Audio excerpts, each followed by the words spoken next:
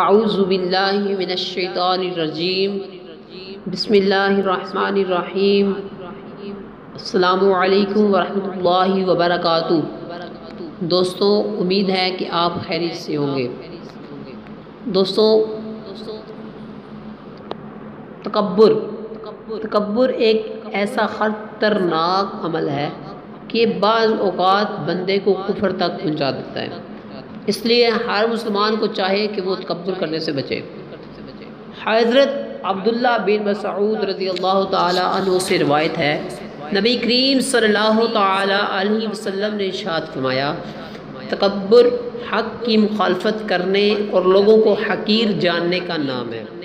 حضرت عبداللہ بن مسعود رضی اللہ تعالی عنہ سے روایت ہے، حضور اقدس صلی اللہ تعالی علیہ وسلم نے ارشاد فرمایا، تکبر سے بچتے رہو، کیونکہ اسی تکبر نے شیطان کو اس بات پر ابھارا تھا کہ وہ حضرت آدم علیہ السلام کو سجدہ نہ کرے۔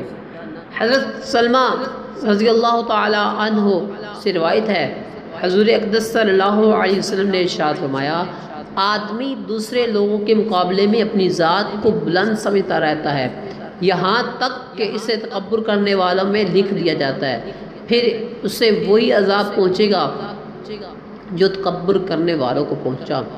دوستوں، آپ کو امید ہے تکبر کی ڈیفینیشن سمجھ آ گئی ہوگی۔ انشاءاللہ ملیں گے نیکسٹ ویڈیو میں، تب تک کے لیے اللہ حافظ۔ السلام علیکم ورحمۃ اللہ۔